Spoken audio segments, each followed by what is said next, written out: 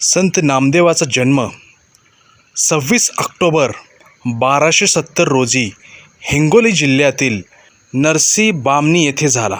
त्यांचे पूर्ण नाव नामदेव दामाशेठ रेळेकर होते. ते लहानपणापासूनच भगवान विठ्ठलाचे भक्त होते.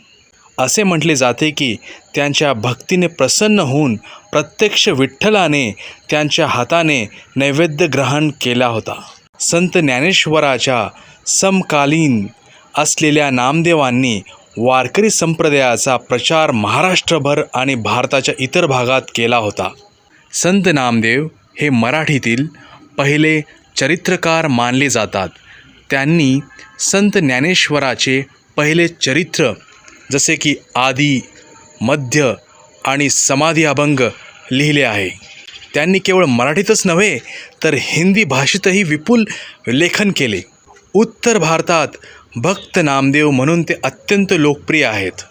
शिखाचा पवित्र ग्रंथ गुरु ग्रंथ साहिब मध्ये संत नामदेवांची 61 पदे समाविष्ट आहेत. पंजाबमधील घुमान येथे त्यांचे मोठे मंदिर आणि स्मारक आहे. त्यांनी शतकोटी अभंग रचण्याची प्रतीक्षा केली होती. त्यांचे अभंग साधे, थेट मनाला भिडणारे आहेत. संत नामदेवाचे आध्यात्मिक गुरु विसुबा खेचर होते. त्यांच्या मार्गदर्शनाखाली नामदेवांना अद्वैत ज्ञानाची प्राप्त झाली. त्यांनी आपल्या कीर्तनातून जातीभेद दूर करण्याचा प्रयत्न केला. चोखामेळा, सावता, माळी यासारख्या अनेक संतांना त्यांनी आपल्या कार्यात सामावून घेतले.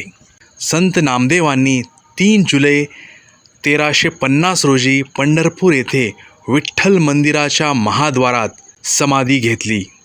आजही विठ्ठलाला दर्शनाला जाणारे भक्त सर्वप्रथम नामदेव पायरीला वंदन करतात.